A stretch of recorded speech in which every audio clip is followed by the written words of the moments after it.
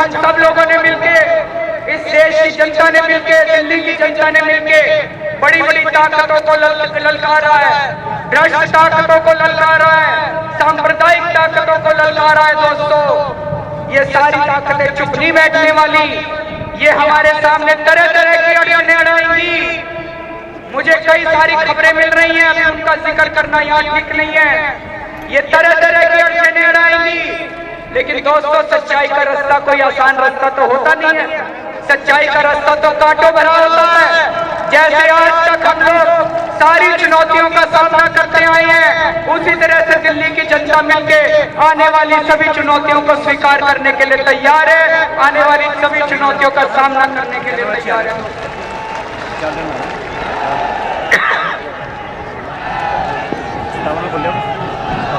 मैं समझता हूं कि हमारे ऊपर, मेरे ऊपर, इन मंत्रियों के ऊपर, विधायकों के ऊपर एक बहुत बड़ी जिम्मेदारी दी है दिल्ली की जनता ने।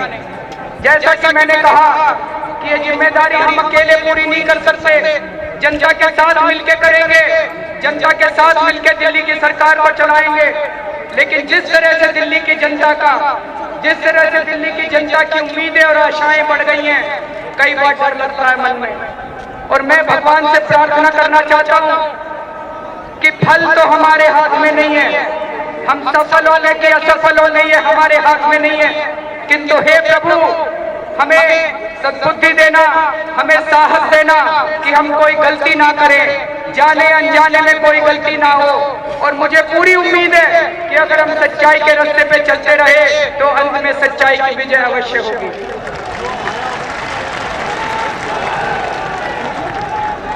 और इस पूरे संघर्ष में मैं सभी के साथ का आह्वान करता हूं।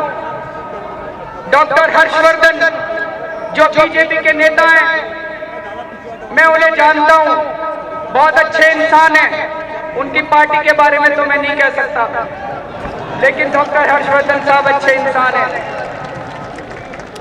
मैं कांग्रेस, भाजपा, अन्य सभी पार्टियों के नेताओं से अपील करता हूं कि अगर आप लोगों को वाकई लगता है, अपने दिल से पूछना, अपनी आत्मा से पूछना, आज रात को जब सोओगे तो अपने दिल से पूछना कि अगर आप लोगों को वाकई लगता है कि जो हम लोग कर रहे हैं वो सच्चाई पे चल रहे हैं, जो काम हम लोग कर रहे हैं वो देश के लिए कर रहे हैं, तो अपनी पार्टी को भूल जाना। आप सब लोग भी मिलकर देश के लिए काम करना, आप सब लोग भी इस लड़ाई में साथ देना।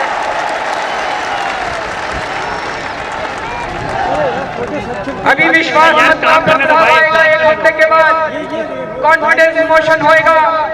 कुछ लोग कह रहे हैं कि विश्वास मत गिर जाएगा, कुछ लोग कह रहे हैं कि विश्वास मत पास हो जाएगा। लेकिन दोस्तों हमें इसकी चिंता नहीं है। विश्वास मत गिरे या विश्वास मत पास हो, ये बहुत छोटी बात है। हम देश को बचाने के लिए चले हैं। अगर विश्वास मत गिरेगा, हम जनता के बीच में वापस आ जाएंगे। जनता अगले चुनाव के लिए तैयार है और अगले चुनाव में भारी बहुमत से जनता आम आदमी पार्टी को जिताएगी। हम यहाँ पे कोई सत्ता लेने के लिए तो आए नहीं है कि जोड़ तोड़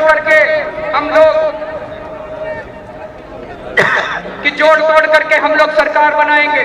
हम कोई पैसा कमाने लिए नहीं आए, हम सत्ता के लिए नहीं आए, हम अपने अपने कैरियर छोड़ के आए हैं। तो विश्वास मत पास हो या विश्वास मत फेल हो, हमें इसकी कतई चिंता नहीं है। चिंता दूसरी पार्टी वाले कर रहे हैं, उनमें काफी तोड़फोड़ चल रही है, उनमें काफी लड़ाई झगड़े चल रहे हैं। साथियों, अंत में मैं केवल ये कहना चाहूंगा, पिछले 2 साल से इस देश के अंदर कुछ बहुत ही अद्भुत हो रहा है। जब अन्ना हजारे जी आए थे, यहीं पे अनशन पे बैठे थे, सारे देश के लोग सड़क के ऊपर उतर के आ गए थे। ऐसा कैसे हुआ?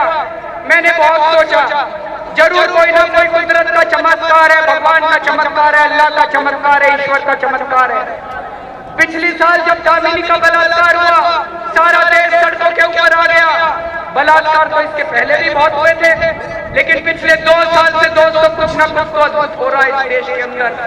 पूरे देश के अंदर एक अद्भुत तरंग दौड़ रही है दोस्तों, और मुझे पूरा यकीन है, मेरा मन कहता है कि आने वाले 5 साल के अंदर ये देश वापस सोने की चिड़िया कहलाएगा।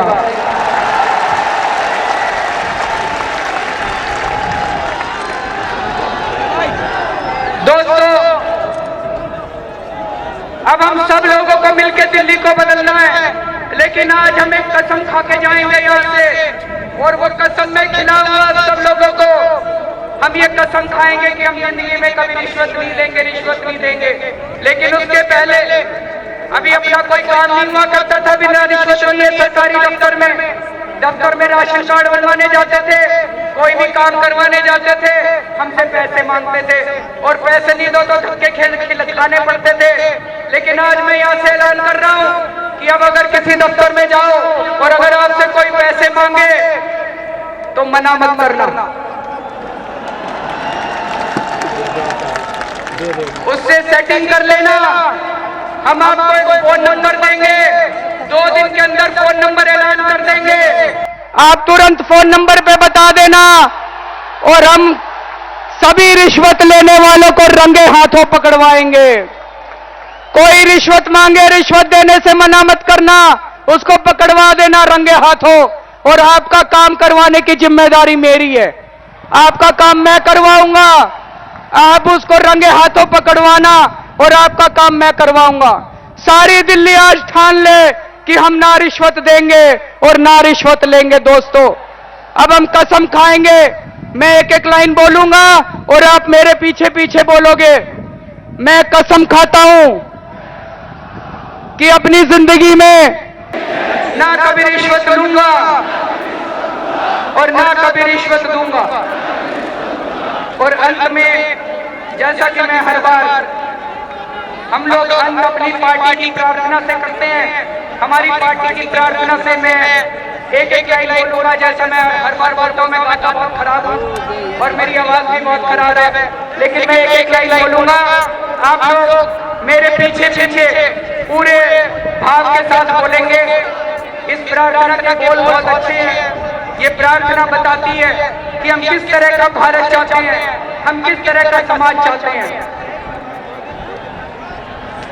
इंसान का इंसान से हो भाईचारा, यही पैगाम हमारा, यही पैगाम हमारा।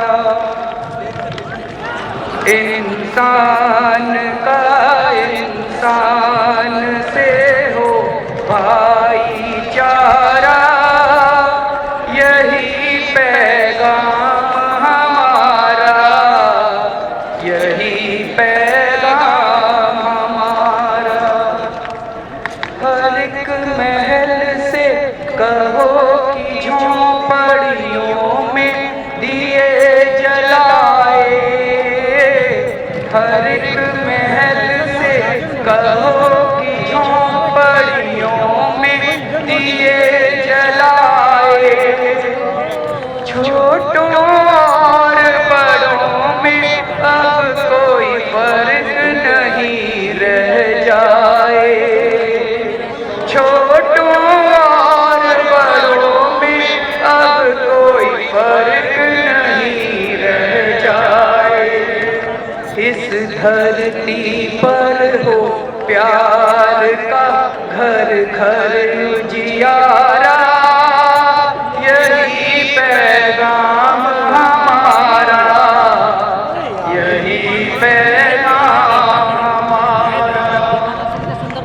इंसान